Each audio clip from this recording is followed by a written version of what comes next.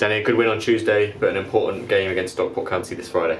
Yeah, another tough opposition. Obviously, a team that's in pole position to probably at least get in the playoffs this season. So that'll be a tough test for the lads. But you know what, we showed some real quality on Tuesday, and it's just obviously from a performance perspective, making sure we emulate that again tomorrow. And of course, Friday rather, is our virtual home tour of duty. So more than ever, we encourage people, particularly home fans, to sign to the stream. Yeah, it's been quite disappointing for me, to be honest, because I've not had a chance to witness one yet. Last season, due to obviously COVID and whatnot, it never happened, and it'd been great to have seen it this season. So obviously it's about making the best out of a bad situation. So obviously anyone who can get involved in it, please do, because obviously it supports what we're trying to do off the field as well as on it. So looking forward to it. So hopefully the numbers represent that. We'll talk about off the field as well. In your post-match tweet regarding Tuesday's win, you spoke about Bob and unfortunately Ian as well, who's also fallen ill. Club photographer, we wish them our best wishes as well.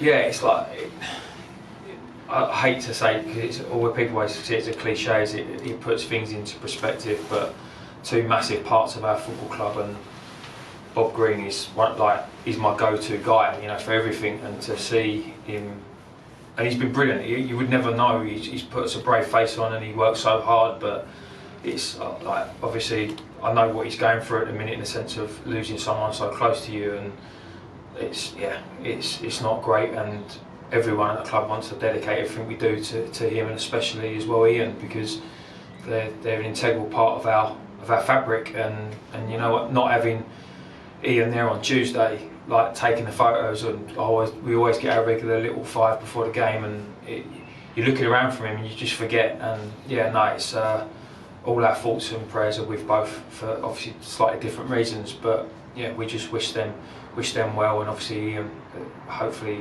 his situation improves very quickly. Exactly that. And looking back ahead to this Friday's game and reflecting it back to the Tuesday game, actually, because the rotation, the competition in places showed that, you know, these players can come in when maybe the players aren't performing and get a result like they did on Tuesday. Yeah, I think there's two sides to it. One is definitely that you've got to be performing to stay in the team. We want that competition, we want that competitiveness within the squad, but also, as I alluded to in our pre-match for Tuesday's game, we also need to have an eye on next year.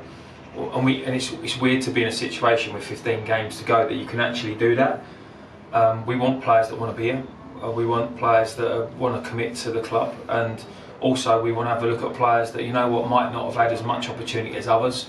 Like, are they people that we feel can play at this level on a regular basis? And so there'll be quite a lot of rotation between now and the end of the season, without hopefully losing that competitive edge. And I mean, as you said, we rotated the squad on Tuesday. You go to Notts County and secure what is a great double over them this year without conceding a goal, and that's a great accomplishment for this group of players. That's true. Just to confirm that to fans as well, that is still ongoing, that we are still looking ahead to next season's plans as well with the players as well. Yeah, we've got to. I mean, listen, if it was a normal season, we probably, forget the month that we're in, because it's weird to be going into April and still got 15 games left, but with that sort of amount of games in mind, you wouldn't really be thinking about next season too much.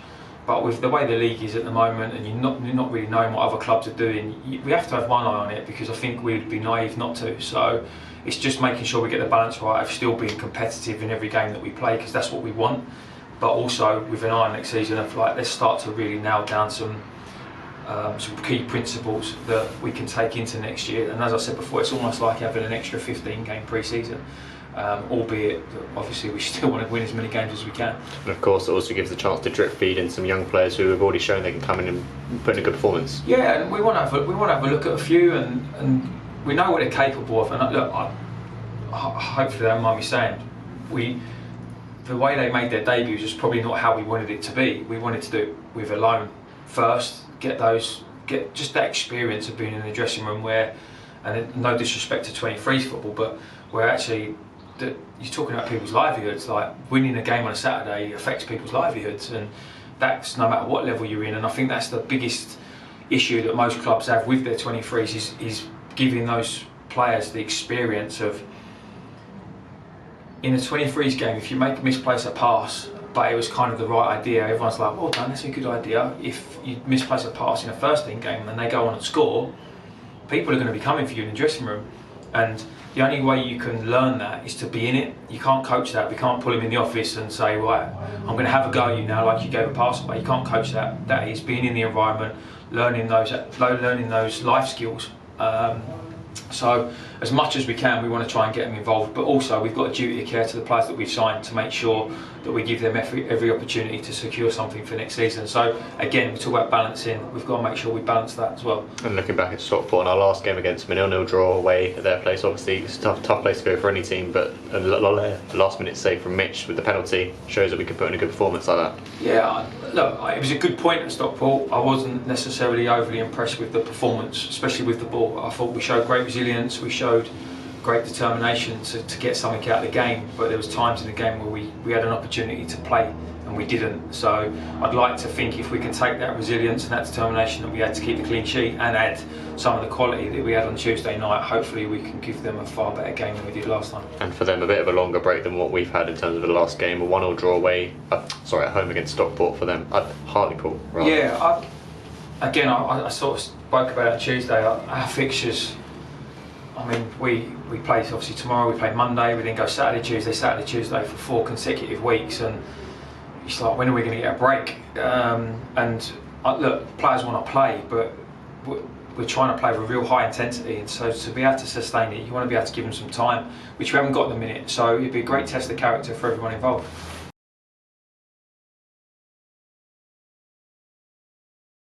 Are you in with a shot? More information below. Click here for the next video, click here to subscribe.